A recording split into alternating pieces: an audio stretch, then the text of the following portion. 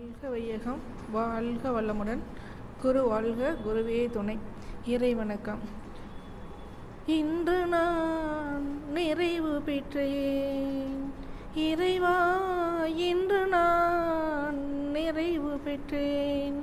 நின்றேன், நடந்தேன், உன்னை தேடி அலைந்தேன்.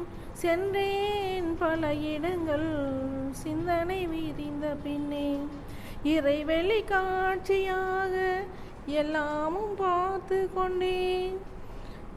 இறைவெளி காட்சியாக எல்லாமும் பார்த்து கொண்டேன். இன்று நான் நிறைவு பெற்றேன் இறைவா, இன்று நான் நிறைவு பெற்றேன். மறைமுகமாய் உள்ளாய் என்று மாற்றுரை பகர்கின்றார். பிறை முதலாம் சந்திரன் பெருக்க முழுவதாம் போல் குறை மனதை விரித்தால் கொள்ளலாம் உன்னை உள்ளே. இருப்பு நிலை வெளியாயி இயக்காலை விண்ணாயி ஒரு பொருள் அனைத்துமே ஒருவானதறிந்திட்டேன். கருப்பொருள் காந்தமாகி கண்டு கேட்டுண்டுணர்ந்து திருப்பொருள் மனமாக திகழ்வதை அறிந்த பின்னே இன்று நான் நிறைவு பெற்றேன் இறைவா, இன்று நான் நிறைவு பெற்றேன். பெரியக்க மண்டலம் பெரிதுதான் என்றாலும் ஒரு இயக்கமாயுந்தன் உடலாய் அதை காண்கின்றேன். சிறியக்கங்கள் எல்லாம் சிந்திக்க பெரும் வியப்பே. யார் இயக்க வல்லாரே, யார் இயக்க வல்லாரே, உன்னையன்றி பேரண்டத்தை. இன்று நான் நிறைவு பெற்றேன் இறைவா, இன்று நான் நிறைவு பெற்றேன். அன்பும் கருணையுமாய் அகன்ற நிலையில் உள்ளாய், அன்பும் கருணையுமாய் அகன்ற நிலையில் உள்ளாய். என் மனதை விரித்து இணைத்து கொண்டாய் உன்னோடு. கண்ம வினைகள் எல்லாம் கழிந்தன உணர்கின்றேன். கண்ம வினைகள் எல்லாம் கழிந்தன உணர்கின்றேன். உன்னை அறிந்து உய்ய உலகோர்க்கு தொண்டு செய்வேன். உன்னை அறிந்து உய்ய உலகோர்க்கு தொண்டு செய்வேன். இன்று நான் நிறைவு பெற்றேன் இறைவா, இன்று நான் நிறைவு பெற்றேன். குரு வணக்கம். அறிவேதான் தெய்வம் என்றார் தாயுமானவர். அவ்வரி அகத்ததுதான் மெய்ப்பொருள் என்று எடுத்து காட்டி அறிவுதனை அறிவித்தார் திருவள்ளுவர். அவ்வறிவை அறிவதற்கு முறைகள் சொன்னார் அறிஞர் திருமூலர். அவ்வறிவில் ஆழ்ந்த ஆனந்த கவியாத்தார் ராமலிங்கர். அறிவில் அறிவாய் நிலைத்து அறம் வகுத்தோர், அதை வாழ்ந்து காட்டினோர் நினைவு கூர்வோம்.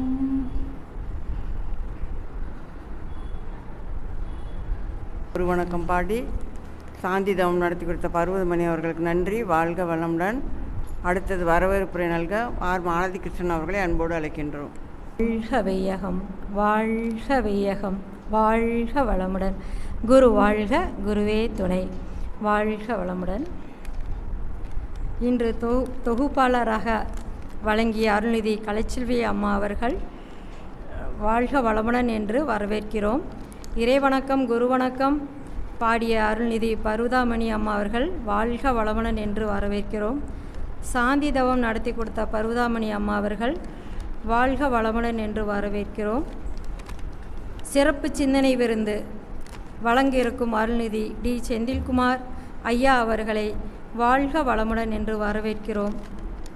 நன்றியுரை வழங்கியிருக்கும் அருள்நிதி ஜெயக்குமார் ஐயா அவர்களை வாழ்க வளமுடன் என்று வரவேற்கிறோம். வாழ்க வளமுடன். அளிக்கும் பேராசிரியர் டி செந்தில்குமார் அவர்களை அன்போடு அழைக்கின்றோம். ஐயா அவர்களை பற்றி ஒரு சிறு குறிப்பு.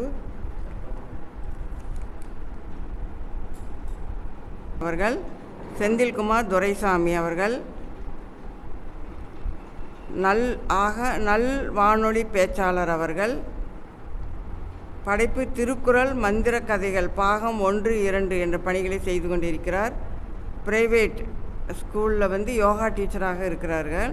பூலாம்பட்டி மண்டலத்தில் ரொம்ப பொறுப்பாசிரியராக இருக்கிறார்கள். ஐயா அவர்கள் நம்ம மண்டலத்துக்கு ரொம்ப பரிச்சயமானவர். பூலாம்பட்டி மன்றம் இல்லாமல் ப்ரைவேட் ஸ்கூலு காலேஜ் எல்லா பக்கமும் கொண்டு போய் சமுதாய தொண்டினை நிறைவாக செய்துட்டு வராரு. அப்படி நிறைவாக செய்து கொண்டிருக்கும், சிறப்பாக சேவை செய்து கொண்டிருக்கும் ஐயா அவர்களை இனநலம் எல்லாம் புகழும் தரும் என்ற தலைப்பில் பேச அன்போடு அழைக்கின்றோம். வாழ்க வளமுடன். வாழ்க வையகம், வாழ்க வையகம், வாழ்க வளமுடன். குரு வாழ்க, குருவே துணை. என்னுள்ளிருந்து என்னை ஆக்கியும் ஊக்கியும் தன்னுள் விளைகின்ற தன்னருளை இன்னும் பாய்ச்சி பாம்போக்கி பக்குவத்தை கூட்டுவிக்கும் ஓச்சலில்லான் தாள் என் தலை. குருவே துணை. அன்பர்களே வாரீர், அறிவின் இருப்பிடம் அறிந்து இன்பமுற. இன்ப நிலையதை, ஏக நிலையதை, அன்பு நிலையதை அறிந்திடலாம் இங்கு. தின்று திரிந்து உறங்கவோ பிறந்தோம் என்று நினைந்ததால் ஏனென உணர்ந்தோம். அன்றாட வாழ்வையே அறிந்து அனுபவிக்க இன்றேனும் விரைந்து எழுச்சி பெற்றுய்வீர். பூரண தூளமும் பொருந்து சூக்குமம் காரணமான கருவையும் அறிந்து ஆரணமான அணுவறிந்து சுடர் தாரக மோன தவத்தில் நிலைவர. எத்துணையாயிரம் ஆயிரம் இன்பங்கள் இவ்வுலகெங்கும் பேரண்ட முழுமையும் அத்தன் அருளாட்சியாக எங்குமே நிறைந்துளான். அறிவை விரித்து அனைத்தும் துய்த்தின்புற அன்பர்களே வாரீர். நீங்களும் உங்கள் அன்பு குடும்பமும் நீலாயுள் உடல் நலம் நிறை செல்வம் மெய்ஞானம் ஓங்கி சிறப்புற்று உள்ள நிறைவோடு உள்ளொளி பெருக்கி உண்மை பொருள் காண அன்பர்களே வாரீர், வாரீர். இப்படியாக அழைப்பது யார்? வேதாத்ரி மகரிஷி அவர்கள். எதற்காக அழைக்கிறார்? அறிவின் இருப்பிடம் அறிந்து இன்பமுற அன்பர்களே வாரீர். இங்கே வாங்கய்யா, உங்களுக்கு சக்கரை பொங்கல் தரேன் அப்படின்னு கோயிலில் அழைக்கிறாங்க. கோவிலில் போனால் நிறைய பேர் சின்ன வயசில் அதுக்காக தான் போனோம். சக்கரை பொங்கல் தருவாங்க. பெருமா கோயிலில் சனிக்கிழமை சக்கரை பொங்கல், அப்புறம் சுண்டல் தருவாங்க. இப்படியெல்லாம் போனோம். ஆனால் அது ஒரு பக்தி மார்க்கம். அங்கேயும் உயர்ந்த ஞானத்தை, மன அமைதியை பெற்று அதன் மூலம் ஞானத்தை பெற முடியும். நாம் அதை மறுக்கலை. நம்முடைய ஆசான் அவர்கள் எதற்காக அழைக்கிறார்? உலக மக்களையெல்லாம் பார்த்து அழைக்கிறார். அன்பர்களே வாருங்கள், அறிவின் இருப்பிடம் அறிந்து இன்பமுற. அங்கே இன்பம்னா எதை சொல்கிறாருன்னா, பேரின்பத்தை தான் சொல்கிறாரு. பேரின்பத்தை தான் இன்பம் என்று சொல்லுகிறார். இன்பம் என்றால் புலன்கள் வழியாக பெறுவது. அது இங்கே தான் பெறணும்னு இல்லை. நம்ம வீட்டில் நல்லா ஒரு சமையல் செஞ்சு சாப்பிட்டா நாவிற்கு இன்பம். ஒரு கடையில் நல்ல ஒரு சுவையான ஒரு உணவு சாப்பிட்டா நாவிற்கு இன்பம். அந்த மாதிரி 5 புலன்களால் இன்பத்தை வெளியில் பெற்றுக்கொள்ளலாம். இங்கே இந்த அறிவு திருக்கோவிலில் நாம் எந்த இன்பத்தை பெறுகிறோம்? பேரின்பத்தை தான் பெறுகிறோம். பேரின்பத்தை தான் அவர் சொல்கிறாரு. இன்ப நிலையதை, ஏக நிலையதை. ஏகம் என்றால் ஒன்று. நாம் வெவ்வேறாக பார்க்கிறோம், வேறு வேறாக உணர்கிறோம். அது அஞ்ஞானம், அறியாமை என்று பெரியவர்கள் சொல்லுகிறார்கள். வேறு வேறாக பார்க்கிறோம். நீ வேறு, நான் வேறு. அது இரும்பு, இது தங்கம், இது கல், இது வைரம் என்று வேறு வேறாக பார்க்கிறோம். அப்படி இல்லாமல் ஒன்றாக பார்ப்பது. ஓடும் செம்பொன்னும் ஒக்கவே நோக்குவர் ஞானிகள். ஒரு பெரிய ஞானி ஏராளமான சீடர்களை உருவாக்குறாரு. எல்லாருக்கும் மெய்ப்பொருளை உணர்த்தி எல்லாத்துக்கும் சீடர்களை உருவாக்கிட்டு அந்த ஞானியினுடைய குரு ஒரு மலையின் மீது இருக்கிறார். வாப்பா, வாங்க ஐயா சீடர்களே, உங்களையெல்லாம் என்னுடைய குருவிடம் நான் அழைத்து செல்கிறேன், வாருங்கள். நான் தானே உங்களுக்கு குருவாக இருந்தேன், என்ன தானே எத்தனை நாள் பார்த்துட்ருக்கீங்க, வா எனக்கே குருவாக இருந்த பெரிய குருவை காட்டுறேன் வாங்க அப்படின்னு அழைச்சிட்டு போகிறாரு. சீடர்கள்லாம் பின்னால் வராங்க, இவர் முன்னால் குரு போயிட்டே இருக்கார். அப்புறம் அந்த குருவினால் நடக்க முடியல மலை மேலே. அந்த குருவை தாண்டி இன்னும் சில சீடர்கள், குருவுக்கு முன்னால் சில சீடர்கள் வேகமாக நடக்கிறாங்க, எல்லாம் சின்ன அரியா பசங்க. அப்போ அங்கே கீழே ஒரு தங்கம் கிடக்குது, ஒரு அப்படியே மின்னுது தங்கம். அதை மிதிச்சிட்டு 2-3 பேர் போயிட்டாங்க. இவர் பார்க்குறாரு, திகைக்கிறாரு, ஐயோ தங்கம் கீழே கிடக்குதே, நமக்கு பின்னால் நம்முடைய சீடர்கள் வருகிறார்களே, அவர்களில் யாராவது ஒருவர் இதன் மீது ஆசைப்பட்டு இதை எடுத்துட்டா என்ன பண்ணுறது அப்படின்னு காலால் அதை அப்படியே மண்ணுக்குள்ளே மறைச்சி விட்டுட்டு போகிறாரு. அப்போ அங்கே போனதுக்கப்புறம் குரு சொன்னாராம், இவர்களெல்லாம் தகுதி பெற்று விட்டார்கள், நீதான்ப்பா இன்னும் தகுதி பெறலைன்னாராம். ஏன்னு கேட்கும்போது, அது தங்கம் என்று நீ அதை அது ஒரு பொருட்டாக மதிச்சிட்டியே என்று சொல்லும் பொழுது அப்போ தான் இவர் ஒரு ஸ்பார்க், அதாவது ஞானத்தை அடைவதற்கு ஒரு சிறிய ஸ்பார்க்கு தான். பெட்ரோல் ஏற்கனவே ஊற்றியாச்சு, அங்கே ஒரு சிறிய ஸ்பார்க் இருந்தால் போதும், அப்படியே கப்புன்னு பற்றிக்கும். அதுபோல் அது தங்கம் என்றும், இது வெள்ளி என்றும், இது கல் என்றும் மண் என்று, இப்படி அவன் நல்லவன் என்றும் இவன் கெட்டவன் என்றும் உண்மையான ஞானிகள் பார்க்க மாட்டாங்க. இவன் நல்லவன், இவன் கெட்டவன், இது நல்லது, இது கெட்டது, இவன் ஞானி, இவன் அஞ்ஞானி, இவன் உயர்ந்தவன், இவன் தாழ்ந்தவன் என்று எல்லாவற்றையும் கடந்து நிற்பதுதான் ஞானம். அந்த ஏக நிலையதை, இன்ப நிலையதை, ஏக நிலையதை, அன்பு நிலையதை அறிந்திடலாம். இங்கு நிலை நிலை என்று சொல்லுகிறார். அந்த நிலையை அடையும் பொழுதுதான் இன்பம் வருகிறது, நிலையை உணரும் பொழுதுதான் ஏக உணர்வு வருகிறது, நிலையை அறியும் பொழுதுதான் அன்பு வருகிறது. அந்த நிலை என்பது மெய்ப்பொருள், நிலையாக இருப்பது சிவம். அந்த மாதிரி இதையெல்லாம் பெற்றுக்கொள்ளலாம் வாருங்கள் என்று அழைக்கிறார். தின்று திரிந்து கேள்வி கேட்குறார், தின்று திரிந்து உறங்கவோ பிறந்தோ. இப்படி சாப்பிட்டு தூங்கி தூங்கி இப்படியே வாழ்நாளை வீணால் ஆக்கி கொள்வதற்காகவா நாம் பிறந்த? யோசித்து பாருங்கள், நாம் எதுக்காக பிறந்தோம் என்று சிந்திக்க சொல்லுகிறார். தின்று திரிந்து உறங்கவோ பிறந்தோம் என்று நினைந்ததால் ஏன் என உணர்ந்தோம். அப்படி ஆராய்ச்சி செய்யும் பொழுது தான் அப்போ நாம் எதற்காக பிறந்திருப்போம் என்ற ஒரு கேள்வி நமக்குள் வரும். ஏன் என்று உணர்ந்தோம் என்று, அப்படியே எதற்காக நாம் இங்கே வர வேண்டும், சத்சங்கத்திற்கு வர வேண்டும், அறிவித்திருக்கோயிலுக்கு எதற்காக நாம் வரோன்னு சொல்லி ஒவ்வொன்றாக அடுக்கி கொண்டே வருகிறார். தின்று திரிந்து உறங்கவோ பிறந்தோம் என்று நினைந்ததால் ஏன் என உணர்ந்தோம். ஏன் என உணர்ந்தோம்? எதுக்காக? அன்றாட வாழ்வையே அறிந்து அனுபவிக்க. நாம் பிறந்தது எதற்காக?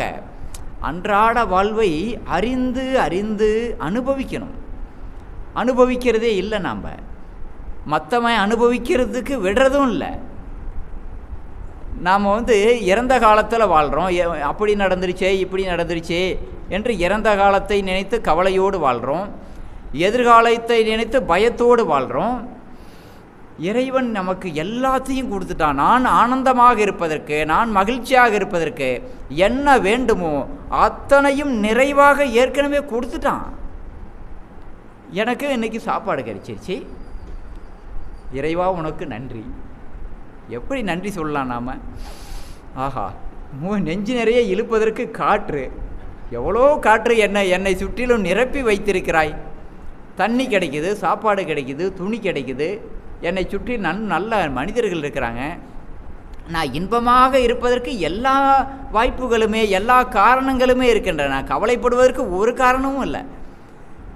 ஆனால் பக்கத்து வீட்டுக்காரன் என்னை விட சில பொருட்கள் அதிகமாக வச்சுருக்கானே, அவன் தேவைப்படுது வச்சுருக்கான், அவனுக்கு தேவை இருக்குது, அவன் வச்சுருக்கான். அந்த பொருள் எனக்கு இல்லையே என்று என் மனம் ஏங்குகிறது. அப்போ இறைவன் மீது குறை சொல்லி பயனில்லை. இறைவன் எல்லாமே கொடுத்துட்டான். நான் இன்பமாக மகிழ்ச்சியாக ஆனந்தமாக வாழ்வதற்கு எல்லாத்தையும் கொடுத்துட்டான். ஆனால் நான் தான் அதை புரிந்து கொள்ளாமல் அன்றாட வாழ்வை அறிந்து அனுபவிக்காமல் நான் துன்பப்பட்டுருக்கேன். அப்போ அன்றாட வாழ்வையே அறிந்து அனுபவிக்க இன்றேனும் விரைந்து எழுச்சி பெற்றுவீர். இத்தனை நாள் விட்டுட்டீங்க, விடுங்க, போனது போகட்டும். இன்னைக்காவது விரைந்து விரைந்து எழுச்சி பெற்று உய்வீர். பூரண தூலமும் பொருந்து சூக்குமம் காரணமான கருவையும் அறிந்து. எழுச்சி பெற்று நாம் எதறினும் பூரணம், பூரணம் என்றால் இறைநிலை, பூரணம், தூலம் என்றால் இந்த காட்சி பொருட்கள், சூக்குமம் என்றால் அந்த காட்சி பொருட்களை இயக்குகின்ற உயிர், ஆற்றல், சக்தி. பூரண தூலமும் பொருந்து சூக்குமம் காரணமான கருவையும் அறிந்து. ஆரணமான அணுவறிந்து. ஆரணம் அந்த உயிர் அணு என்பது எப்படி அப்படியே சுழலுது. அணு தத்துவத்தையும் அறிந்து கொள்ள வேண்டும் என்று சொல்லுகிறார். ஆரணமான அணுவையும் அறிந்து தாரக மோன தவத்தில் நிலை பெற. அந்த தவத்தில் நிலை பெற்று இன்பமாக நாம் வாழ வேண்டும் என்று சொல்லுகிறார். தாரக மோன தவத்தில் நிலை பெற பேரண்டமெங்கும் அறிவை விரித்து அனைத்தும் தூய்த்தின்புற. நம்முடைய அறிவை விரிக்க வேண்டும். நம்முடைய அறிவை விரித்து கொள்வது தான் நம்ம செய்யக்கூடிய பயிற்சியே. அறிவு விரிஞ்சால் வேலை முடியுதுங்க. அறிவு விரியாததுனால தான் அறிவை விரித்து அனைத்தும் தூய்த்தின்புற. அறிவை விரிப்பதற்கான பயிற்சி தான் எல்லாமே எல்லாமே எல்லாமே. நம்ம அறிவு புலன்கள் வழியாக கட்டுண்டு கிடக்கிறது. இந்த 5 புலன்கள் வழியாக அகப்பட்டு கொண்டு, 5 புலன்களில் அகப்பட்டு கொண்டு அறிவு விடுபட முடியாமல் தவிக்கிறது. அப்போ அதற்கு ஒரு பயிற்சி எப்படி கொடுக்குறாருன்னா, இந்த ஆக்கினையில் என்ன பண்ணுறாங்க, ஒடுங்கு. நீ 5 புலன்கள் வழியாக விரிந்து விரிந்து விரிந்து போய் என்னத்தை கண்ட, அதையெல்லாம் விற்று இங்கே வா, உனக்கு ஒன்று காட்டுறேன். பூர்வ மத்தியை தொட்டு அங்கே என்ன தெரியுது, ஊர் உணர்வு, ஒரு அழுத்தமான உணர்வு. அதையே கவனி கவனி கவனி. அப்போ 5 புலன்களிலிருந்து விடுபட்டு நம்முடைய அறிவு மனமானது அங்கேயே ஒடுங்கி ஒடுங்கி ஒடுங்கி அங்கே புலன்களிலிருந்து விடுபடுகிறது. ஒரு வல்லமை கிடைத்து விடுகிறது. முதல்ல புலன்களிலிருந்து விடுபட்டாச்சு. இப்போ அதை விரிக்கணும். அப்போது அதற்கு விரிந்த பொருள் ஒன்றை காட்ட வேண்டும். இப்போ தங்கம் என்றும் வெள்ளி என்றும் இன்பம் என்றும் துன்பம் என்றும் நல்லவன் என்றும் கெட்டவன் என்றும் இப்படியே உழன்று கொண்டிருந்த நீ பொருள் புகழ் அதிகாரம் புலன் இன்பம் இவைகளிலே புகுந்தி அழிந்து கொண்டிருந்த நீ இப்பொழுது திருப்பி பூர்வ மத்தியில் உட்கார வச்சாச்சு. இங்கிருந்து இப்பொழுது நீ விரிய வேண்டும். எப்படி விரிய வேண்டும் என்றால், பேரண்டம், முதல்ல சந்திரன், சூரியன், சக்திகலம், சிவகலம் என்று விரிந்து அப்படி விரிக்கிறார். அப்போ சிவகலம் என்பது சுத்தவெளி, எல்லையற்றது, அங்கே ஒன்றுமே இல்லை. அப்படி அறிவை விரித்து அனைத்தும் அங்கே அறிவை விரிக்கும் பொழுது தான் எல்லாவற்றையும் தூய்த்து இன்புற முடியும். அப்போ தெரிஞ்சு போயிடும். அறிவு விரிஞ்சு போச்சுன்னா அப்போ நமக்கு தெரிந்துவிடும், ஆஹா எனக்கு எல்லாமே இருக்கிறதே ஏற்கனவே. இது தெரியாமல் நான் துன்பப்பட்டுக்கிட்டு இருந்தேனே, இந்த உடலை கெடுத்துக்கிட்டனே, இனி இந்த உடல் தான் முக்கியம் நமக்கு. அந்த உடலை ஆரோக்கியப்படுத்தணும், உடலை உடற்பயிற்சி செய்யணும் என்று ஒரு பொறுப்புணர்வு வரும். இந்த ஆன்மாவுக்கு பொறுப்புணர்வு இருக்கிறது. இந்த ஆன்மா வாழும் காலத்தில் தவம் செய்யணும். தவம் செய்து இறைவனை நெருங்க வேண்டும். இறைவனை நெருங்குவதற்கு ஒவ்வொரு நாளும் முயற்சி எடுத்துக்கொண்டே இருக்கணும். அப்போ அந்த நாள் வீண் நாள் ஆகாது. இறைவனை நெருங்குவதற்கு முயற்சி எடுக்காத நாள் ஒவ்வொன்றும் வீண் நாள். ஆகவே அப்படி அறிவை விரித்து அனைத்தும் தூய்த்தின்புற அன்பர்களே வாரீர் என்று அழைக்கிறார். அன்பானவர்களே, இன்றைய தலைப்பையே மறந்துட்டேன். ஐயா ஒரு தலைப்பு கொடுத்தாரு. என்ன ஐயா? இனநலம் எல்லா புகழும் தரும். இனநலம் எல்லா புகழும் தரும். இல்லை, தலைப்பு நான் மறக்கலை. அது உள்ளே இருக்குது, அதை எடுக்க வேண்டியதாக இருந்தது. இன நலம் எல்லா புகழும் தரும். அதாவதுங்க இன்னைக்கு வந்து சேர்க்கை தான் மனிதனை வந்து சேர்க்கை தான் கெடுக்கிறது. கெடுப்பதும் சேர்க்கை தான், மனிதனை வந்து உயர்த்துவதும் சேர்க்கை. ஒருத்தன் வந்து எங்கே போய் சேருகிறானோ அந்த சேர்க்கை தான் மனிதனை உயர்த்துவதும் மனிதனை தாழ்த்துவதும் சேர்க்கை. சேர்க்கை சரியில்லை அப்படிங்கிறோம். நாம் வந்து பசங்க நம்ம பள்ளிக்கூடத்தில் வந்து பார்த்திங்கன்னா பசங்க வந்து சொல்லு பேச்சு கேட்காம இருந்தாங்கன்னா சேர்க்கை சரியில்லை, நீ அந்த 4 பசங்களோட சேராத அப்படின்னு ஒரு பையனை கூப்பிட்டு சொல்கிறோம். இத்தனை நாளாக நல்ல பையனாக இருந்தியப்பா, இப்போ வந்து சொல்கிற பேச்சு கேட்குறதில்ல, வீட்டு பாடம் செய்யறதில்ல, உனக்கு சேர்க்கை சரியில்லை, அந்த 4 பசங்களோட சேராத அப்படின்னா அந்த 4 பசங்க அவர்கள் மட்டும் என்ன, அவர்களும் நம்முடைய மாணவர்கள் தானே. அப்போ அவர்கள் எதனால் கெட்டு போனார்கள்? அவர்கள் இயல்பிலேயே கெட்டவர்களா? இல்லை, அவர்கள் யாரோடும் சேர்ந்தார்கள் அதற்கு முன்பு, அதனால் அவர்கள் கெட்டு போனார்கள். அதற்கு முன்னால் இருந்தவர்கள் அவர்களும் இயல்பிலேயே கெட்டவர்களா? இல்லை, அவர்களும் யாரோடு சேர்ந்தார்கள். இப்படி வழி வழியாக வருவது தான் சில பழக்கங்கள். மனிதன் கெட்டு போகிறதே பார்த்தீங்கன்னா வழி வழியாக யாரிடமோ இருந்து யாரோ எதையோ கற்றுக்கொள்கிறார்கள் சேர்க்கையின் மூலமாக. இந்த சேர்க்கை வந்து எப்படி ஒரு மனிதனை கெடுக்குதுன்னா பார்த்திங்கன்னா, ஒரு பெரிய குளம் ஒன்று, பெரிய ஏரி ஒன்று இருக்கிறது, மிகப்பெரிய ஏரி. அந்த ஏரியை சுற்றிலும் ஏராளமான மரங்கள், வானளாவிய உயர்ந்த மரங்கள் ஏராளமாக இருக்குது. அந்த மரத்தில் பார்த்திங்கன்னா அந்த ஏரியினுடைய ஒரு கரையில் உயர்ந்த மரத்தில் ஒரு அன்னப்பறவை ஒன்று வாழ்ந்து கொண்டு இருக்கிறது. அன்னப்பறவைன்றால் ரொம்ப அழகானது, ரொம்ப உயர்வான பறவை அன்னப்பறவை. இன்னொரு கரையில் பார்த்திங்கன்னா ஒரு உயர்ந்த மரத்தில் ஒரு கோட்டான் ஒன்று வாழ்ந்து கொண்டு இருக்கிறது. ஒரு ஆந்தையோ கோட்டானோ ஒன்று வாழ்ந்து கொண்டு இருக்கிறது. இப்போ பார்த்திங்கன்னா இந்த அந்த அன்னப்பறவை வந்து ஒரு நாள் என்ன பண்ணுதுன்னா, இதையெல்லாம் சுற்றி பார்க்கலாம், இந்த ஏரியை வந்து நம்ம வந்து சுற்றி பார்க்கலான்னு சொல்லி அப்படியே வரும்பொழுது, அங்கே வந்து அப்படியே வரும்பொழுது அந்த கோட்டான் தங்கி இருக்கக்கூடிய அந்த மரத்துக்கு வந்து அமரும் பொழுது பார்த்திங்கன்னா இருட்டு கட்டிடுது. அதுக்கு மேலே மறுபடியும் தன்னுடைய இருப்பிடத்துக்கு போக முடியாது. சரின்ட்டு பார்த்துட்டு அந்த கோட்டான் சொல்லுது, வா வா, நீ விருந்தினராக வந்திருக்க இல்லையா, நீ வந்து எனக்கு விருந்தாளி, என்னுடைய மரத்துக்கு நீ வந்திருக்க, உன்னை கொல்ல மாட்டேன், நான் வந்து இரவு நேரத்தில் உனக்கு கண்ணு தெரியாது, எனக்கு நல்லா கண்ணு தெரியும், உன்னை அடித்து சாப்பிடுவேன்னு பயப்படாத, நீ எனக்கு விருந்தாளி, அதனால் நீ ஒன்றும் பயப்படாத, என்னுடைய மரத்தில் நீ இன்னைக்கு தங்கிக்கோ அப்படின்னு சொல்லி கோட்டான் வந்து சொன்ன உடனே அந்த அன்னப்பறவைக்கு ரொம்ப மகிழ்ச்சி. சரி அப்படின்னு சொல்லிட்டு அந்த இடத்துல தங்கி இருந்தது. எப்பொழுதுமே பார்த்தீங்கன்னா வணிகர்கள், அதாவது வெளியூர் போகக்கூடிய வியாபாரம் செய்யக்கூடிய வணிகர்கள்லாம் அந்த வழியாக நடந்து வருவதுண்டு. அவர்களும் அந்த ஏரிக்கரையில் அந்த கோட்டான் தங்கியிருந்த மரத்துக்கு கீழே பெரிய பாறை ஒன்று இருக்கும். அந்த பாறை பார்த்திங்கன்னா ஒரு பலகை போல், நன்கு அகலமான பலகை போல் இருக்கும். அதில் தான் வந்து படுத்து உறங்குவார்கள். உறங்கி விட்டு அடுத்த நாள் காலையில் போவாங்க. அப்படி வெளியூர் வணிகர்கள்லாம் வந்து அங்கே படுத்துட்ருக்குறாங்க. அவர்களில் ஒருத்தர் வந்து சகுனம் பார்ப்பவராக இருந்தார். அன்னைக்குன்னு பார்த்து அந்த மாதிரி ஒருத்தர் வந்துட்டார், சகுனம் பார்ப்பவர். சரியாக விடிய காத்தால் பார்த்தீங்கன்னா அந்த கோட்டான் எங்கெங்கேயோ போயிட்டு அந்த மரத்தில் வந்து அது வந்து கத்த ஆரம்பிச்சுது அந்த ஆந்தை. இந்த சகுனம் பார்க்குறவர் பார்த்தாரு, சரியாக நம்ம வியாபாரத்துக்கு கிளம்புற நேரம் பார்த்து இது கத்துதே, வில்லை எடுப்பா வில்லை அப்படின்னு வில்லில் அம்பை பூட்டி அடித்தார். அதில் வந்து பார்த்தீங்கன்னா அந்த கோட்டான் தப்பிச்சிருச்சு, அந்த அன்னப்பறவை விழுந்து போச்சு. அதனுடைய கதை முடியுது. இப்போ சேர்க்கை, இந்த சேர்க்கை எங்கு போய் சேரக்கூடாதோ அங்கு சேர்ந்ததுனால அது வந்து அந்த இழப்புக்கு ஆளாக வேண்டி இருக்கிறது. ஆகவே சேர்க்கை வந்து ஒரு மனிதனை சுத்தமாக அழித்து விடும், சுத்தமாக நிர்மூலமாக்கி விடும். சேர்க்கையில் ரொம்ப கவனமாக இருக்கணும். நாம் வந்து ரொம்ப தத்துவங்களையெல்லாம் படித்து நாம் வந்து மிகப்பெரிய ஒரு ஞானியாக கூட இருக்கலாம். ஆனால் ஒரு தீயவர்களோடு சேரும் பொழுது அவர்களுக்கு இது சேர்க்கை தான்.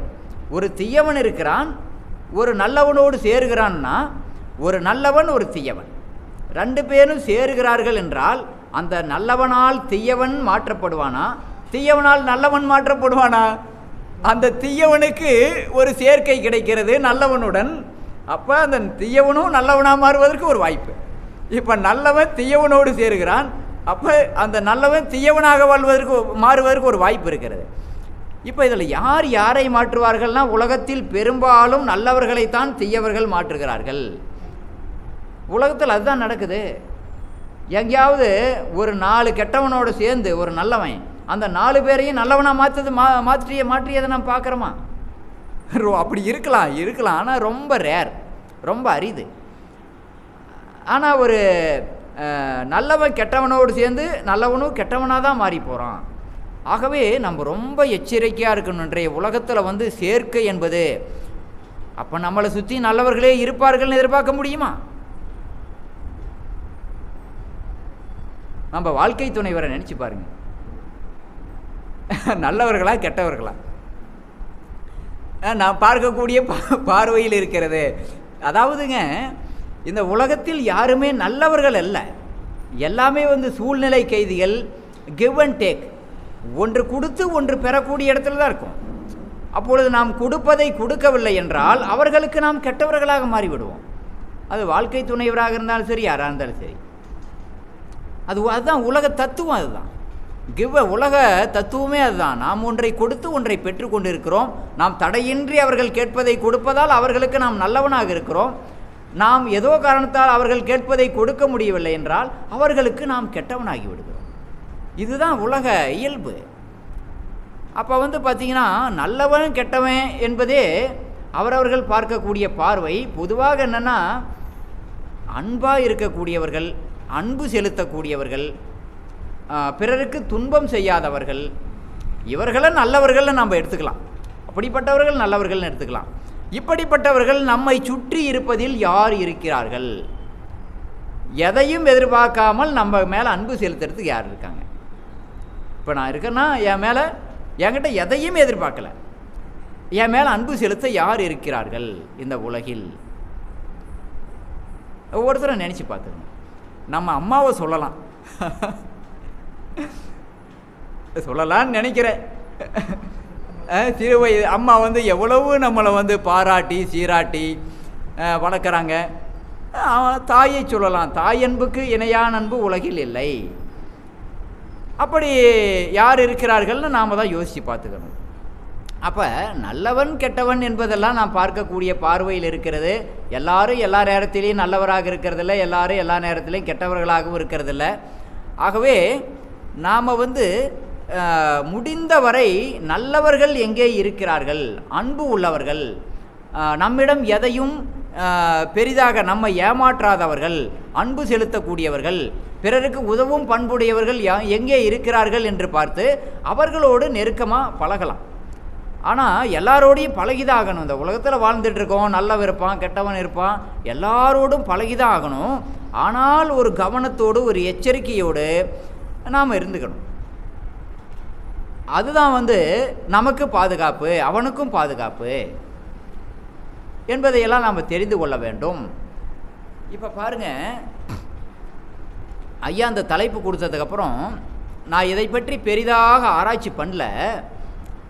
இதில் என்ன ஆராய்ச்சி பண்ணுறதுக்கு இருக்குது, நாம் என்ன பேசலாம் என்று நினைத்து கொண்டே நான் பைக்கில் போயிட்டுருந்தேன். அப்போ ரோடு ஓரத்தில் ஒருத்தர் ஒரு கல் ஒன்று எடுத்துட்டார். எவ்வளோ பெரிய கல், ஒரு பெரிய பாறாங்கல் ஒன்று இருக்குது. அந்த பாறாங்கல் மேலே அடித்தார். ஓங்கி அடித்த உடனே அந்த கல் மறுபடியும் இங்கே விழுது. மறுபடியும் எடுத்து அடிக்கிறார்.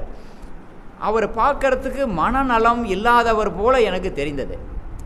அப்புறம் திரும்ப திரும்ப எடுத்து அடிக்கிறாரு. அப்புறம் பக்கத்தில் இருக்கிற ஏதோ ஒரு கூடை மாதிரி அதை எடுத்து உடைக்கிறாரு. இது மாதிரி செயல்களை எல்லாம் செஞ்சிட்ருக்காரு. அப்புறம் தான் நான் புரிஞ்சுக்கிட்டேன், ஒரு மனநலம் இல்லாதவர் அப்படின்னு தெரிஞ்சுக்கிட்டேன். இன்றைக்கி மருத்துவத்திலையெல்லாம் பார்த்திங்கன்னா மனநல மருத்துவம்னு சொல்கிறாங்க. மனநல மருத்துவம்னே தனி ஒரு பிரிவு, அது பெரிய அளவில் வளர்ந்துருக்கிறது. அதில் பெரிய ஆராய்ச்சி பண்ணுறாங்க. மனம் என்றால் என்ன, அவர்கள் மருத்துவத்துறையில் அவர்களுக்கு என்னென்னலாம் கற்பிக்கப்படுகிறதோ அது தகுந்த மாதிரி ஆராய்ச்சி பண்ணுறாங்க.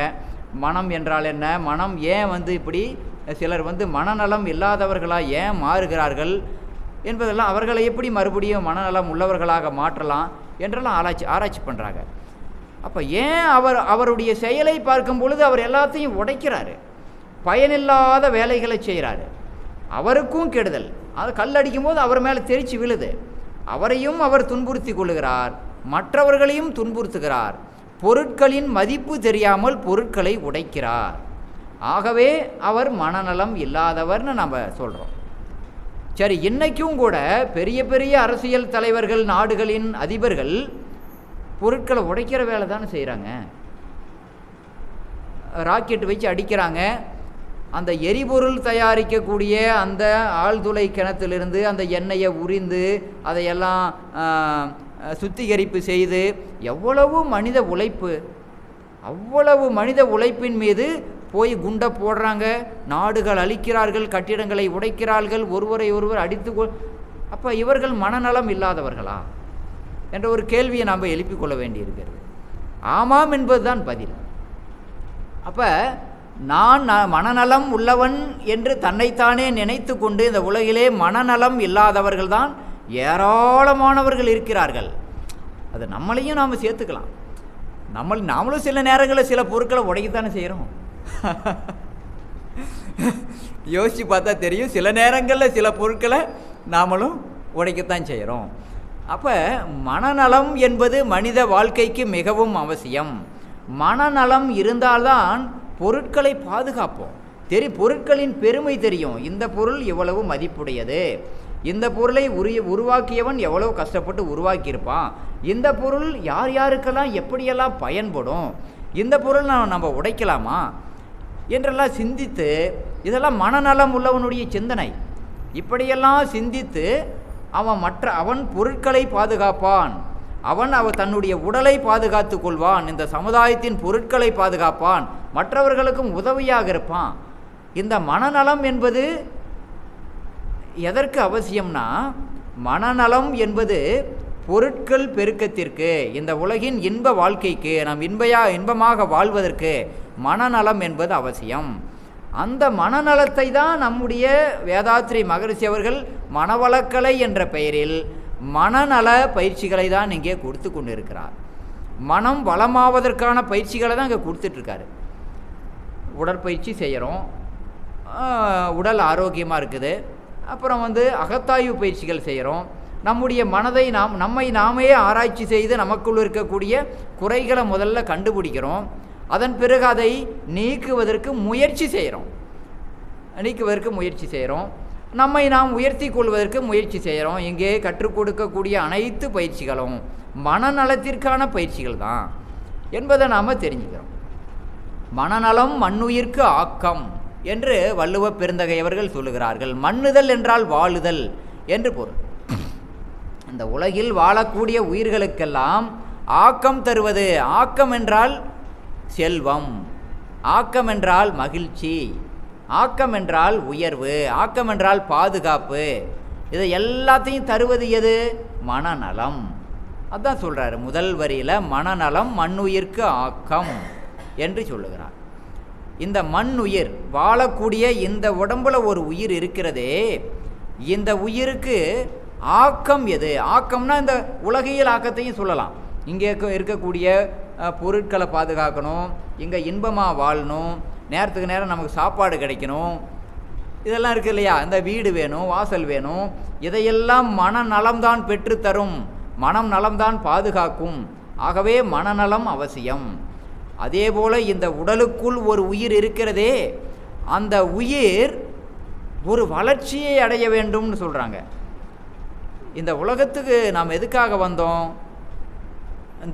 அதாவது இந்த உயிரானது விழிப்பு நிலை அடைய வேண்டும், விடுதலை பெற வேண்டும். உயிர் விடுதலை பெற வேண்டும். உலகப் பொருள் உடலுக்கும் உண்மை பொருள் உயிருக்கும், பல கலைகள் அறிவிற்கும் பண்பாடு வாழ்விற்கும் நலமளித்தல் நான் உணர்ந்தே நடுநின்று வாழுகின்றேன், நாடனைத்தும் ஊடுருவி நல்லறிவின் தொண்டாற்றி என்று வேதாத்ரி மகரிஷி அவர்கள் சொல்லுகிறார்கள். உலகப் பொருள் உடலுக்கும், இந்த உலகத்தில் இருக்கக்கூடிய பொருட்கள் எல்லாம் எதற்கு பயன்படுகிறது? இந்த உடலை பாதுகாத்து கொள்வதற்கு பயன்படுகிறது. இந்த உடம்பு சொக்கா போட்டுக்கிறோம், எல்லாம் போட்டுக்கிறோம், எதுக்கு? இந்த உடம்பை பாதுகாத்துக்கிறதுக்கு. வீடு கட்டிக்கிறோம். இப்படி உலகில் இருக்கக்கூடிய பொருட்கள் எல்லாமே இந்த உடம்பை பாதுகாத்து கொள்வதற்காக தான். உலகப் பொருள் உடலுக்கும். உண்மை பொருள் என்பது எது? உண்மை பொருள் என்பது இறைநிலை. உண்மை பொருள் என்பது மெய்ப்பொருள் என்று சொல்லுகிறார்கள். உண்மை பொருள் என்பது இறைநிலை என்று நாம் சொல்லுகிறோம். அந்த இறைநிலை உணர வேண்டும். எதற்காக? உயிர் உய்வதற்கு. இந்த உடலிலே ஒரு உயிர் சிக்கி கொண்டிருக்கிறதல்லவா, இந்த உயிர் உய்வடைய வேண்டும். உய்வுனா விடுதலை, உய்வுனா தப்பி பிழைத்தல். தப்பி பிழைக்கணும். தப்புதல் என்பதே பார்த்தீங்கன்னா, இது ரெண்டுமே பார்த்தீங்கன்னா, ஒரு அம்பு வச்சு வில்லால் அடிக்கிறோம், ஒரு குறி வச்சு அடிக்கிறோம். ஒரு பாயிண்ட்டை ஒரு பார்த்தீங்கன்னா ஒரு இடத்துல ஒரு டார்கெட் வச்சுக்கிறோம், சரிங்களா, ஒரு குறி வச்சுக்கிறோம், அம்பு கொண்டு அடிக்கிறோம். தப்பி போச்சுன்னா அந்த டார்கெட் விழுமா? தப்பாமல் அடிக்கணும். அப்போ அடிக்கிறோம், வில்லை வச்சு அடிக்கிறோம். கொஞ்சம் பிழையாய் போச்சுன்னா டார்கெட்டு அடிக்குமா? தப்பும் பிழையும் இல்லாமல் அடித்தால்தான் டார்கெட் விழும். அப்படி எந்த நேரமும் இயற்கையானது நம்மை குறி வச்சு அடிச்சுக்கிட்டே இருக்கு, காலி பண்ணுறதுக்கு. நாம் தப்பி அதிலிருந்து தப்பி தான் பிழைக்கிறோம் என்று சொல்லுகிறார்கள். ஏன்னா எந்த நேரமும் இந்த உடல் அழியும் இயல்புடையது, எந்த நேரமும் அழியலாம், உத்தரவாதமே இல்லை. ஏதோ இறைவனின் கருணையால், பெருங்கருணையால் வாழ்ந்து கொண்டே இருக்கிறோம். எது நாள் வரை வாழ்ந்து கொண்டிருப்போம் சொல்ல முடியாது. ஆகவே இதெல்லாம் நாம் புரிந்து கொள்ள வேண்டும். அப்போ பார்த்தீங்கன்னா, இந்த உடலுக்குள் ஒரு உயிர் இருக்கிறது. அந்த உயிரானது உய்வடைய வேண்டும், இறைவனை உணர்ந்து. உலகப் பொருள் உடலுக்கும் உண்மை பொருள் உயிருக்கும் அந்த இறைநிலை உணரும் பொழுது தான் அந்த ஆன்மா உய்வடைகிறது, மன நிறைவடைகிறது. இந்த உய்வுனா ஒன்றும் இல்லைங்க. இந்த புத்தர் இருக்கார் இல்லையா, புத்தர் மிகப்பெரிய ஞானி, மகான். அவர் அரசருடைய ராஜாவுடைய பையனாக பிறந்து அந்த இதையெல்லாம் துறந்து விட்டு அவருக்கு தனக்குள் கேள்வி, முதுமை ஏன் ஏற்படுகிறது, நோய் ஏன் ஏற்படுகிறது, மரணம் ஏன் ஏற்படுகிறது அப்படின்னு அப்படின்னு ஆராய்ச்சி பண்ணுறாரு. அப்படின்னா நான் யார் என்று ஆராய்ச்சி பண்ணுறாரு. வந்துட்டார், ஆராய்ச்சி செய்து அவர் உண்மையை உணர்ந்துட்டார். ஏதோ ஒரு உண்மையை உணர்றாரு. அவர் உண்மையை உணர்ந்து அவர் அதற்கு பிறகு பாலி மொழி என்ற ஒரு மொழியில் எல்லாத்துக்கும் உபதேசம் பண்ணிகிட்டு இருக்காரு. அப்புறம் நிறைய சீடர்கள் சேர்கிறார்கள். நிறைய சீடர்கள் சேர்ந்து உபதேசம் வாங்கிக்கிறாங்க. அவர் ஊராக சென்று எல்லாத்துக்கும் தான் அடைந்த ஞானத்தை போதிக்கிறார். அவர் போதிக்கிற ஞானம் என்னென்னா, ஆசையே துன்பங்கள் அனைத்திற்கும் காரணம், ஆசையை நீக்கினால் துன்பமின்றி வாழலாம். அதுதான் அது அடிப்படை தத்துவம். புதர் அடிப்படையே அதுதான் சொல்கிறாரு. ஆசையே துன்பங்கள் அனைத்திற்கும் காரணம், ஆசையை நீக்கினால் துன்பமின்றி வாழலாம். அப்போ எல்லாத்துக்கிட்டையும் சொல்லி ஒரு தலைமைச் சீடன் ஒருத்தன் இருக்கான். அந்த தலைமைச் சீடன் 45 வருடங்களாக புத்தரோடே வாழ்ந்துக்கிட்டு இருக்கான். இங்கே போனாலும் போகிறது, அவர் சொல்லக்கூடிய அறிவுரைகளை பின்பற்றுவது, தியானம் செய்வது, இப்படியே புத்தரோடே வாழ்ந்து கொண்டே இருக்கிறான். கடைசியாக புத்தருடைய இறக்கும் தருவாய் வரைக்கும் அவன் இருக்கான். புத்தர் படுத்துக்கிறார், படுத்த படியில் படுக்கையை படுத்துக்கிறாரு. படுத்துக்கிட்டு அவர் இருக்கார். இவர் அழுகுறான், சீடன் ஓன்னு அழுகுறான். புத்தர் பார்த்துட்டு, இத்தனை வருஷமாக என்னோடு இருந்தியப்பா, இந்த மரணம் என்பது எல்லாத்துக்கும் வரக்கூடியது தான், இந்த உடல் என்பது அழியக்கூடியது தான், இந்த தத்துவத்தை உன்னால் புரிஞ்சிக்க முடியலையே, இதை நீ புரிஞ்சிக்கலையா? 45 வருடமாக என்னோடு இருந்தையே, இதை புரிஞ்சிக்கலையான்னு கேட்குறாரு. அதுக்கு அவர் சொல்கிறாரு, சீடர், நான் அதுக்காக நீங்கள் இறந்து போகிறீங்கன்னு அழுவலிங்க, இத்தனை வருடமாக உங்களோடு இருந்து நான் ஞானத்தை பெறவில்லையே, தவற விட்டுட்டனே, நீங்கள் உயிரோடு இருக்கும் பொழுதே என்னால் ஞானத்தை பெற முடியவில்லை, என்னுடைய குருவாகிய நீங்கள் இறந்த பிறகு நான் எப்படி அந்த ஞானத்தை பெறுவேன் என்று அந்த சீடன் அழுகுறான். அதற்கு புத்தர் சொல்கிறாரு, அப்புத திப்போபவ அப்படின்னு ஒரு வார்த்தை சொல்லிட்டு அவர் இறந்துடுறாரு. அதற்கு என்ன பாலி மொழியில் அப்படின்னா, உனக்கு நீயே புகலிடம், உனக்கு நீயே முக்தி, உனக்கு நீயே தான் ஞானம், உனக்கு நீயே தான் அடைய வேண்டிய உயர்ந்த பொருள், நீ வேறொன்றையும் போய் அடைய வேண்டியதில்லை பிரபஞ்சத்தில். இறைவன் என்பவன் வேறெங்கோ அல்ல, நீ அடைய வேண்டிய முக்தி என்பது வேறெங்கோ அல்ல, உனக்கு ஆனந்தம் என்பது வேறு எங்கேயோ இல்லை, நீயே தான் ஆனந்தத்தின் சொரூபம். அதை நம்பு, நம்பினால் போதும். அதை நம்பாததா நான் ஆனந்த ஸ்வரூபி என்று உன்னை நீ நம்பிக்கொள். எனக்கு எதுவும் வேண்டியதில்லைப்பா, எனக்கு இறைவன் எல்லாம் கொடுத்துட்டான்.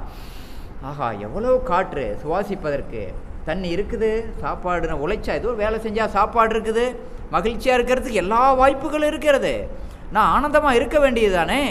என்னை பற்றியும் அவர்கள் இப்படி நினைத்து விடுவார்களோ, என்னை பற்றி இவர்கள் இப்படி நினைத்து விடுவார்களோ, என்னை வந்து கேவலமாக நினச்சிருவாங்களோ, நான் சைக்கிளில் போனால் என்னை கேவலமாக நினச்சிருவாங்களோ, நான் இப்படி வந்து பழைய துணி போட்டிருந்தேன் என்னை கேவலமாக நினச்சிருவாங்களோ. இப்படியாக நாம் அறியாமையில் இருப்பதால் தான் துன்பப்பட்டு கொண்டு இருக்கிறோம்.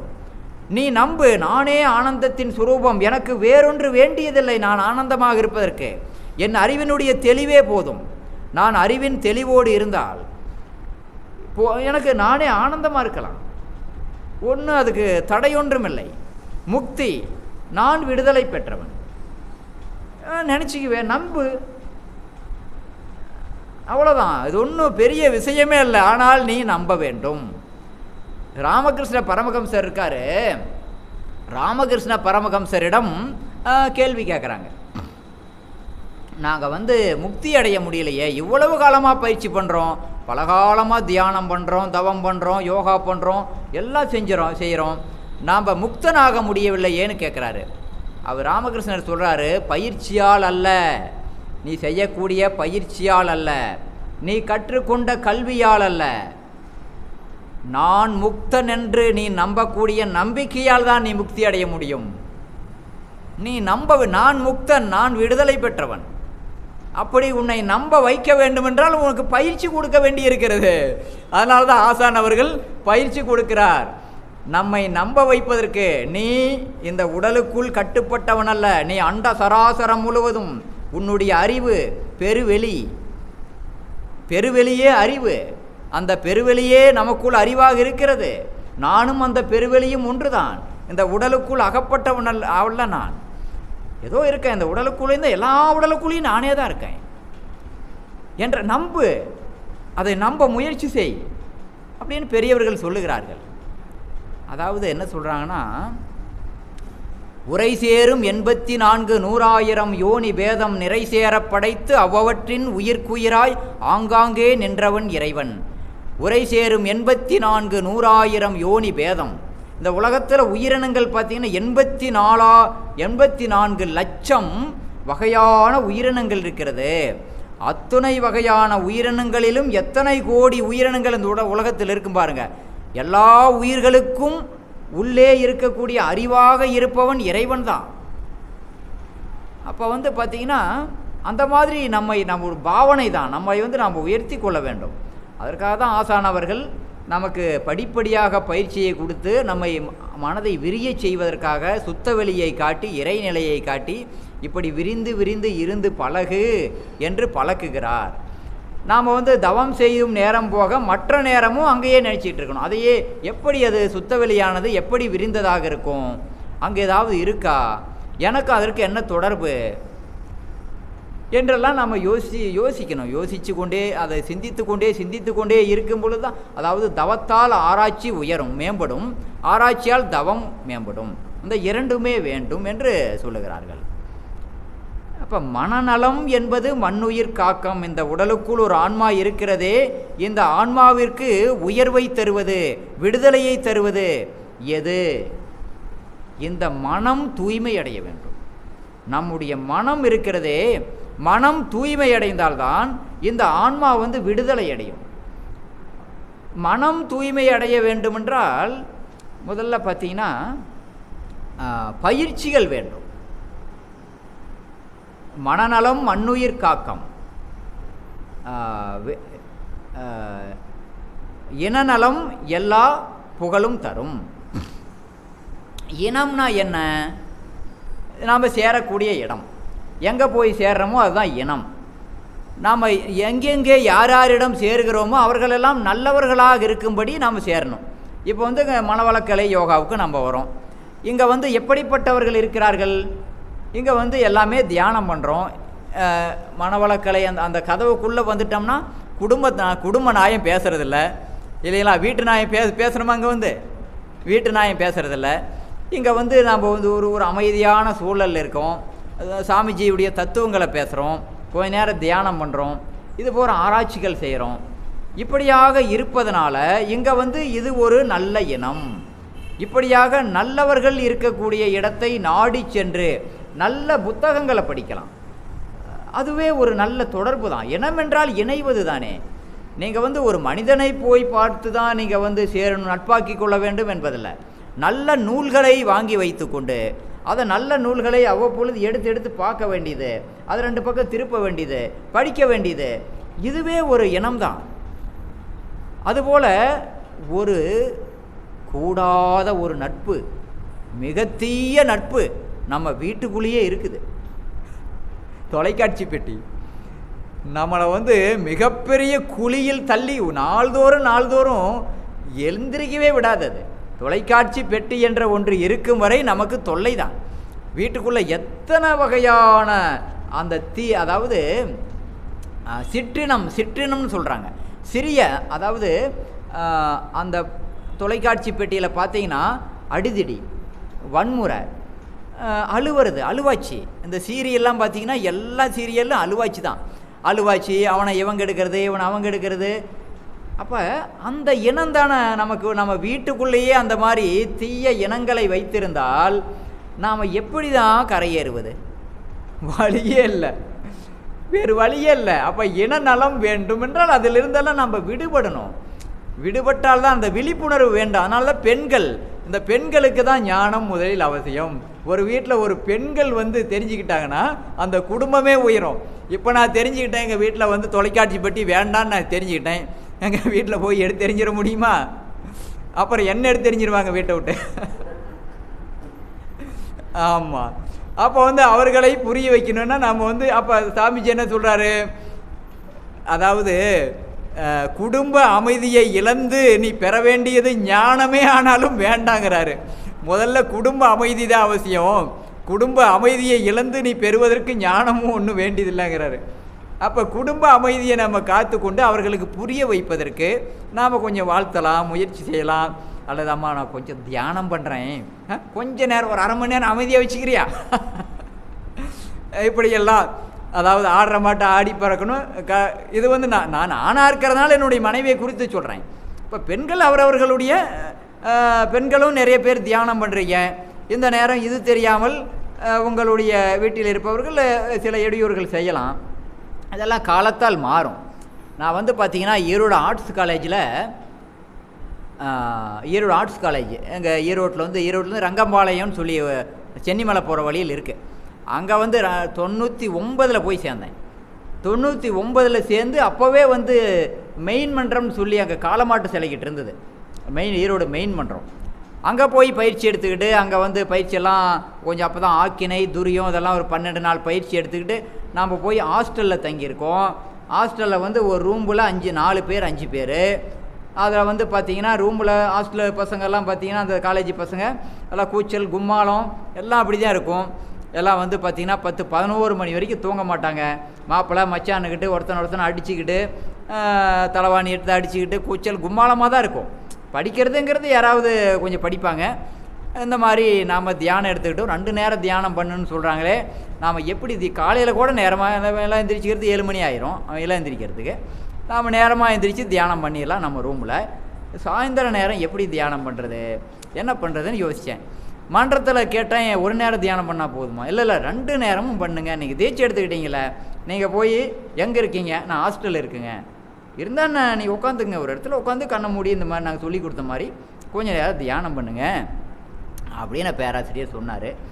சரின்ட்டு சரி செஞ்சு பார்க்கலான்ட்டு சாயந்தரம் சரியாக 7 மணிக்கு பெட்ஷீட் போட்டு உக்காந்தாச்சு. சொல்லிட்டேன், டே நான் கொஞ்சம் தியானம் பண்ணுறேன், நீங்களாம் கொஞ்சம் டிஸ்டர்ப் பண்ணாமல் இருங்கடா அப்படின்னு சொல்லிவிட்டு தியானம் பண்ண ஆரம்பித்தோம். உடனே வந்து உழுவுது தலைவாணி மேலே, தலைவாணி தூக்கி மேலே போடுறானுங்க. அப்போ தான் கதவை வந்து படார்னு சாத்துறானுங்க. எப்படி தியானம் பண்ணுறது? சரி இருந்தாலும் செய்வோம். கஷ்டப்பட்டு ஒரு 4 நாள் செஞ்சோம். இப்படியே தொடர்ந்து செய்ய இடையூறுகள் குறைய ஆரம்பிச்சிருச்சு. அப்படியே தொடர்ந்து செய்ய இடையூறுகள் குறைந்து சரியாக 7 மணிக்கு நான் தியானத்துக்கு அமரக்கூடிய நேரம் அந்த ரூம்லேருந்து எல்லாரும் வெளியே போயிட்டாங்க. எல்லோரும் வெளியே போயிடுவாங்க. எனக்கு ஆச்சரியமாக இருந்தது. நாம் சரியாக தியானத்துக்கு அமரக்கூடிய நேரம் எல்லாம் வெளியே போகிறாங்கன்னா பக்கத்து ரூமில் கமிட் ஆகிட்டாங்க. அங்கே போய் சண்டை போடுறது, அங்கே போய் குமான் அடிக்கிறது, நிறைய ஃப்ரெண்ட்ஸ் பிடிச்சிட்டாங்க. அப்போ அந்த நேரம் வந்து நம்மளை ஃப்ரீயாக விட்டாங்க. அப்போ தொடர்ந்து செய்ய 2 நேரமும் அதே ரூமில் செஞ்சுக்கிட்டே இருந்தேன். அதன் பிறகு என்னுடைய அறையில் இருந்து ஒருவன் நானும் தியானத்துக்கு வரண்டான்னு வந்து அவனும் தியானம் கற்றுக்கிட்டான். பக்கத்து அறையிலிருந்து இன்னொருத்தன் வந்தான். அதன் பிறகு பார்த்திங்கன்னா அந்த ஹாஸ்டலில் 10 பேர் வந்துட்டாங்க. தியானம் செய்வதற்கு ஒரு 10 பேர் தயாராகிட்டாங்க.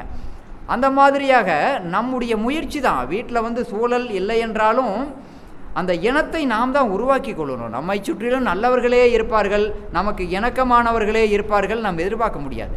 நம்மை நாம் மாற்றிக்கொள்ளணும். நம்ம வந்து நம்முடைய ஸ்டாண்டில் நாம் வந்து வலுவாமல் உறுதியாக நிற்கும் பொழுது, நாம் நிற்கும் பொழுது மற்றவர்களையும் மாற்றக்கூடிய ஆற்றல் நமக்கு கிடைக்கும். அப்போ மாற்றும் பொழுது தான் நமக்கு புகழ் வந்து சேரும். இனநலம் எல்லா புகழும் தரும். இனநலம், நம்முடைய இனம், நம்மை சுற்றி இருக்கக்கூடியவர்கள், நாம் யாரையெல்லாம் சந்திக்கிறோமோ அவர்களையெல்லாம் நாம் வந்து வெறுக்காமல் அவர்களையும் அன்பு காட்டி அவர்களோடும் நாம் அளவாக பழகி அவர்களையும் வசப்படுத்தக்கூடிய அவர்களையும் நல்வழிப்படுத்தக்கூடிய ஆற்றல் நமக்கு வந்ததென்றால் அது எல்லா புகழையும் நமக்கு தரும். அதுதான் எல்லா புகழையும் தரும். அப்போ எல்லாரும் புகழ் என்றாலே என்ன? 4 எருமை மாடு வீட்டில் வளர்க்குறேன். 4 எருமை மாட்டையும் கொடுமை அடிக்கிறேன்னு வச்சுங்க. பால் கறக்க மாட்டேங்கிறேன், பால் குறைவாக கொடுக்குறேன்னு போட்டு அடிக்கிறேன். அதுக்கு சரியாக வந்து கவனிக்கிறதில்ல. அதனுடைய மனம் எவ்வளோ வேதனைப்படும். அப்போ அது வந்து புகழா நமக்கு? அது வந்து இகல். அது வந்து வேதனைப்படும் பொழுது அது நம்ம சபிக்கும். அதே எருமை மாட்டை நான் நல்லா குளிப்பாட்டி அதை வந்து நல்லா நடக்க விட்டு அதை அன்பாக பார்த்து பால் கறக்கும் பொழுது அது அப்படியே மகிழ்ச்சி அடையும். ஆஹா, இவன் நல்லா இருக்கட்டும்பா, இவன் குழந்தை குட்டிங்கள்லாம் நல்லா இருக்கட்டும் அப்படின்னு அது வந்து அந்த ஆன்மா நினைக்கும் பொழுது அதுதான் உண்மையான புகழ். எருமை மாடுன்னு எடுத்துக்காட்டு சொல்கிறேன். நீங்கள் எல்லா உயிர்களும் அப்படி தான். நம்ம கூட இருக்கக்கூடியவர்கள் மனிதர்கள் 4 பேர்த்துக்கு நல்லதை செய்யும் பொழுது 4 பேரோடு இனிமையாக பணங்காசு கொடுக்க முடியலன்னு வச்சுக்கோங்க, இனிமையாக பேசலாமே. 4 பேர் இனிமையாக பேசும் பொழுது நம்மக்கிட்ட அவர்களுடைய கஷ்டத்தை சொல்லுவாங்க, நாம் சில ஆறுதல்களை சொல்லலாம். இனிமையாக பழகும் பொழுது அவர்கள் ஆகா நல்ல மனசம்பா, இவங்ககிட்ட போனால் ஒரு ஆறுதல் கிடைக்குது என்று நம்மை உயர்வாக அவர்கள் நினைக்கும் பொழுது, நம்மை அவர்களுடைய ஆன்மா வாழ்த்தும் பொழுது அதுதான் புகழ், உண்மையான புகழ். நம்மளை வந்து எல்லாம் தெரிஞ்சிருக்கணும். நாம் வந்து ஒரு சீரியல் நடிக்கிறோம், ஒரு சினிமாவில் நடிக்கிறோம், நான் உலகமே என் பேர் சொன்னால் உலகத்தில் எல்லாத்துக்குமே தெரியுது என்பது அது விளம்பரம் தான். அது ஒரு புகழ் அல்ல. நான் செய்யக்கூடிய நற்செயல்கள் அறச்செயல்களின் மூலமாக நீங்கள் ஒரு குடும்பத்தில் இருக்கலாம், நம்ம குழந்தைங்களை அன்பாக பார்த்துக்கலாம், அன்பா அரவணைப்பா நம்முடைய வீட்டு உறுப்பினர்களை, நம்ம சொந்தக்காரங்களை, நம்ம அக்கம் பக்கம் இருப்பவர்களை அன்பாகவும் அவர்களுக்கு நம்மால் ஆன சிறிய உதவிகளை செய்து இப்படி அறவாழ்க்கை வாழும் பொழுது நம்ம மற்றவர்கள் எப்படி பார்ப்பாங்க? ஒரு மதிப்போடு பார்ப்பார்கள்.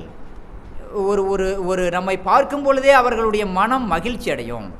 இவன் நல்லவன், இவன் நமக்கு நல்லது செய்கிறான், இவன் நல்லா இருக்கட்டும் என்று அவர்கள் நினைத்தால் அதுதான் உண்மையான புகழ். இந்த ஆன்மாவுக்கு அதுதான் புகழ்.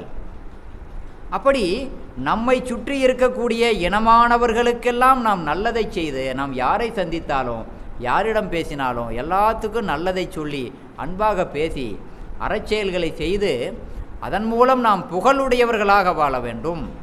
அப்படி புகழுடையவர்களாக வாழ்ந்தால் அதுதான் ஆன்மாவுக்கு ஊதியம். அதற்காக தான் நம்ம வளர்ந்துருக்கோம். இந்த மாதிரி மனிதனை பக்குவப்படுத்துவதற்காக தான் எல்லா பயிற்சிகளையும் சாமிஜி அவர்கள் வடிவமைத்து இங்கே கொடுத்திருக்கிறார். எளிய முறை உடற்பயிற்சி எவ்வளவு எளிமையானது பாருங்கள். இதைவிட ஒரு எளிமையான பயிற்சி எதுவுமே இல்லை. அவ்வளவு எளிமையான பயிற்சி உடம்புக்கு செய்யும் பொழுது எவ்வளவு இதமாக இருக்குது பாருங்கள். சில பயிற்சிகள்லாம் செய்யும் பொழுது கஷ்டமாக இருக்கும், உடம்புக்கு செய்யும் பொழுது அனுபவித்து செய்கிறதா இருக்குது. ஒவ்வொரு அணுவாக அந்த உடற்பயிற்சி ஒவ்வொரு அணுவாக அனுபவித்து செய்யும் பொழுது உடம்புக்கு அவ்வளவு இதமாக இருக்கிறது. அவ்வளோ ஒரு எளிமையான உடற்பயிற்சி. காய்கல்ப பயிற்சி மிக எளிமையானது, எவ்வளவு பயன்கள் அற்புதமானது. தியானம் கொஞ்ச நேரம் முயற்சி செய்யலாமே, கொஞ்ச நேரம் கண்களை மூடி கொஞ்ச நேரம் ஆக்கினையில் நீங்கள் எந்த டார்கெட்டும் வச்சுக்க வேண்டாம். நம்ம இன்றைக்கி வந்து கண்ணை மூடி இன்றைக்கி வந்து இறைநிலை உணர்ந்துடணும் அப்படின்லாம் அந்த டார்கெட்டு நீங்களே இறைநிலை நீங்கள் எதுவும் உணரவெல்லாம் வேண்டியதில்லை, நம்பினால் போதும்.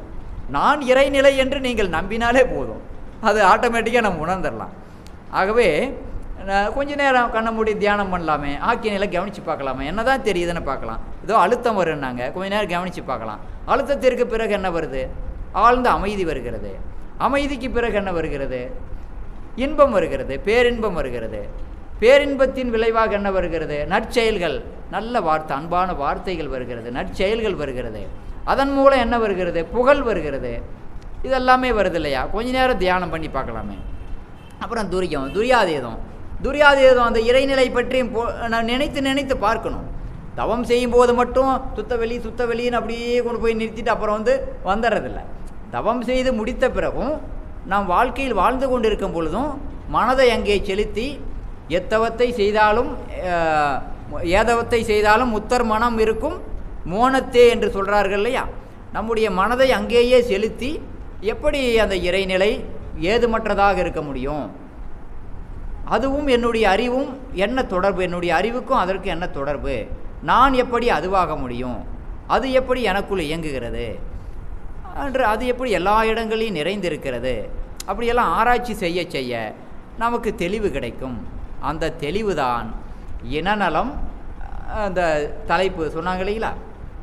இனநலம் எல்லா புகழும் தரும். அந்த தெளிவிலிருந்து வாழும் பொழுது நாம் எல்லோருக்கும் நல்லவனாப்படுவோம், நாம் எல்லாருக்கும் நல்லது செய்ய முடியும், நமக்கு எல்லா புகழும் கிடைக்கும் என்ற வகையிலே இந்த சிந்தனையை நிறைவு செய்து கொள்வோம். வாழ்க வளமுடன், வாழ்க வளமுடன்.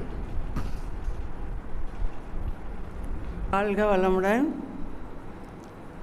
இனநலம் எல்லா புகழும் தரும் என்ற தலைப்பில் ஐயா பேசியிருக்காரு.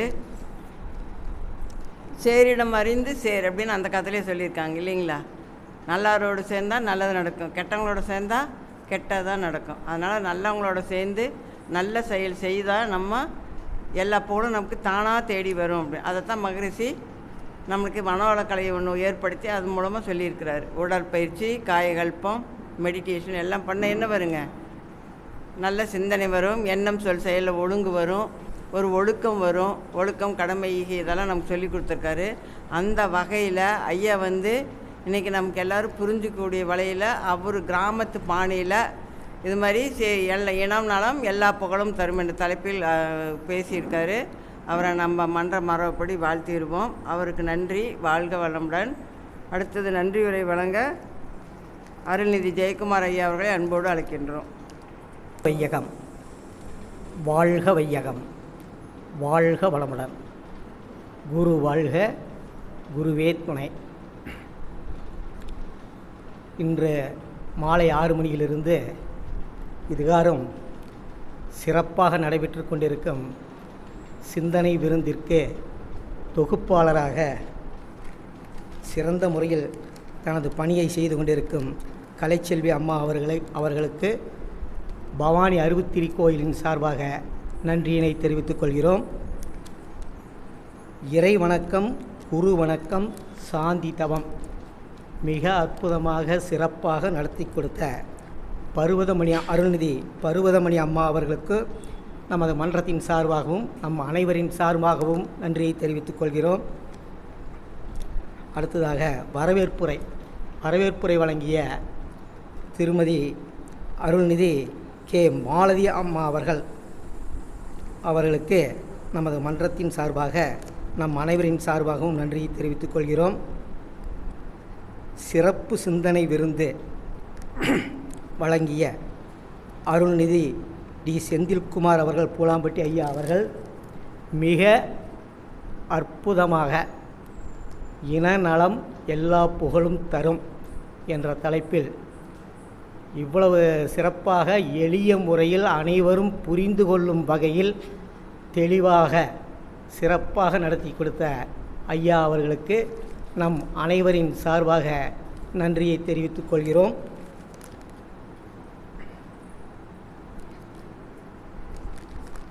இறுதியாக இந்த எல்லா புகழுக்கும் காரணமான மகரிஷி ஐயா அவர்களுக்கு நன்றி சொல்ல வேண்டும்.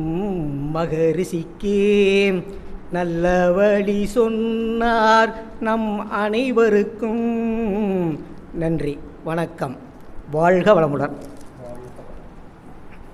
இந்த சிறப்பு சிந்தனை விருந்தை மிக சிறப்பாக நம்மை நடத்தி கொடுத்த அருள்நிதி டி செந்தில்குமார் ஐயா அவர்கள் அன்பு குடும்பம், அவர்கள் தொழில் நலம், இன்றைய கூட்டுத்தவத்தில் கலந்து கொண்டு சிறப்பு சிந்தனை விருந்து கேட்டு ஓய்வுற்ற அனைத்து நம் அன்பர்களும், அவர்கள் அன்பு குடும்பமும், அவர்கள் தொழில் வளமும் உலக நல வாழ்த்து. உலகமெல்லாம் பருவமழை ஒத்தபடி பெய்யட்டும், உழவரெல்லாம் தானியத்தை உவப்புடனே பெருக்கட்டும், பல தொழில்கள் புரிகின்ற பாட்டாளி